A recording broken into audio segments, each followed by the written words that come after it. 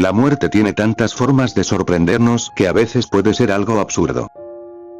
En este video te mostraré algunos casos de personas que han muerto de una forma extraña e inusual, como en la serie 1000 maneras de morir.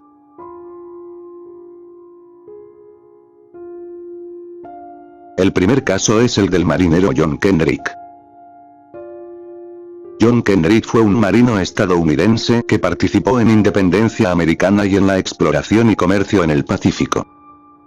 En uno de sus viajes a Honolulu, a las 10 horas de la mañana del 12 de diciembre de 1794, el barco de John Kendrick celebró la victoria en la batalla de Kalawao, disparando 13 salvas para saludar al jacal, el barco amigo inglés.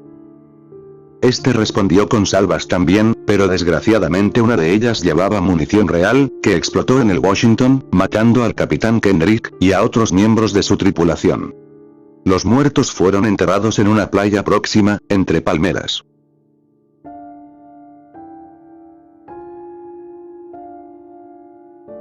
Frank Hayes. Frank Hayes era un mozo de 35 años que trabajaba en el hipódromo neoyorquino de Belmont Park. Su sueño siempre había sido ser jockey, pero no había pasado de montar a los caballos en el entrenamiento. Frank intentó convencer a dueños de caballos de carreras para que le dieran una oportunidad de lograr su sueño, pero los dueños lo rechazaban diciéndole que ya estaba algo viejo para empezar a ser jockey, aparte de su poca experiencia. Sin embargo, logró convencer, luego de tantos intentos, a Flying, que era la dueña de una yegua conocida como Dulce Beso.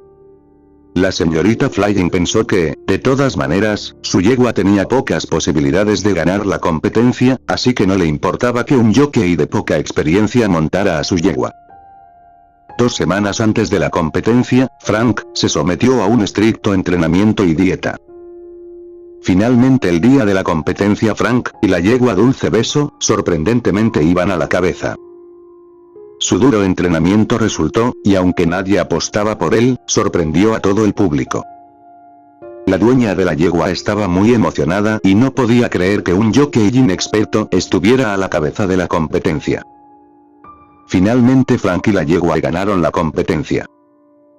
La dueña emocionada fue a felicitar a Frank. Pero ocurría algo extraño, Frank no estaba erguido, sino recostado sobre la silla y no se movía. Cuando llegaron hasta él, comprobaron que estaba muerto. Al parecer sufrió un ataque al corazón en el transcurso de la carrera, fruto de los esfuerzos de prepararse y de la emoción de ir en primero. Frank se convirtió en el único jockey en ganar una carrera después de muerto. En cuanto a la yegua, nadie más quiso montarla desde entonces, se creía que era una maldición montarla. Desde ese día se le conoció con el nombre de el Dulce Beso de la Muerte. La inundación de cerveza en Londres.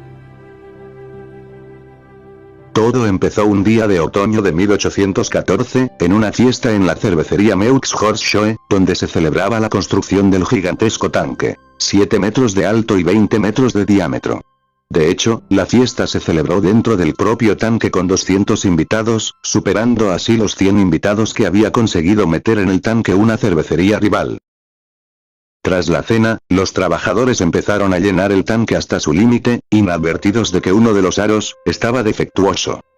La enorme presión que produjeron los más de medio millón de litros almacenados provocó que el tanque reventara, lo que a su vez provocó la ruptura de otros depósitos de cerveza, sumando un total de 1,5 millones de litros, que anegaron las calles de Tottenham.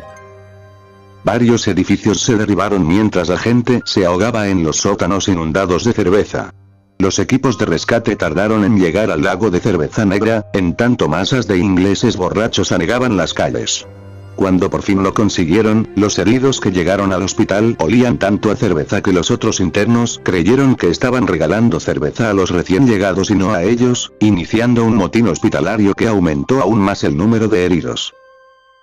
Los dueños de la cervecería fueron juzgados, aunque el juez dictaminó que el desastre fue un acto de Dios, liberando a los responsables y eximiéndoles del pago de los impuestos por la cerveza vertida. Hans Steininger. Hans murió por tener la barba demasiado larga. Steininger se volvió famoso por la longitud de su barba.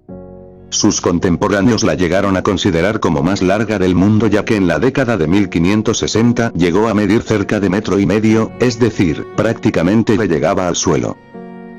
Su fama creció tras las causas de su muerte, ya que afirman que todo fue por culpa de la barba. Steininger tenía la costumbre de utilizar una cinta para sujetar su barba, pero el día de su muerte no lo hizo. La versión popular señala que una tarde de 1567, un incendio se desató en la vivienda de Steininger, quien, odeado por las llamas, trató de huir a toda prisa, sin embargo, pisó su propia barba, cayó al suelo y se rompió el cuello. Basil Brown. Las zanahorias son excelentes para nuestra salud. Contienen grandes cantidades de vitamina A, tanta que puede matarte. Ese fue el caso del adicto a ellas, Basil Brown. Este tipo fue encontrado muerto con un color amarillo brillante, luego de haber bebido jugo de zanahoria por varias horas y días. Además de haberse intoxicado, el exceso de este jugo le produjo cirrosis en el hígado. Bobby Leach. Bobby Leach fue un acróbata de circo conocido por sus increíbles hazañas, tales como hacer paracaidismo desde un puente colgante o nadar a través de los rápidos del río Niágara. Pero la que probablemente fue su hazaña más célebre tuvo lugar en 1911, cuando logró atravesar las cataratas del Niágara en un barril, convirtiéndose en la segunda persona, y primer hombre, en hacerlo, después de Annie Taylor. Tras este logro, Bobby recorrió diversos países posando junto a su barril y dando conferencias sobre el acontecimiento. Cualquiera habría esperado que su muerte hubiera estado a la altura de sus hazañas, sin embargo esta le sobrevino en 1926, cuando resbaló al pisar un trozo de naranja. El accidente lo llevó al quirófano, donde le tuvieron que amputar la pierna, muriendo a causa de las complicaciones derivadas de la cirugía. Tennessee Williams. Tennessee Williams falleció el 25 de febrero de 1983, a los 71 años, en lo que en un principio se creyó había sido una sobredosis de drogas, como se publicó en las primeras crónicas, tras haber hallado su cadáver en la habitación 1302 del Hotel Elise de Manhattan.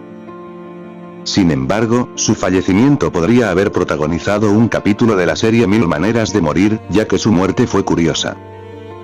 La noche de su fallecimiento se habían encontrado botellas de vino vacías y píldoras en su habitación, por lo que todo parecía apuntar a que su muerte se había producido por una sobredosis. Sin embargo, el informe forense desveló que se había encontrado un pequeño tapón, la tapa superior de un frasco de píldoras, obstruyendo su laringe. Lo que le ocurrió al escritor es que intentó abrir con la boca el frasco de píldoras, y se atragantó con el tapón. La causa de su muerte fue la asfixia.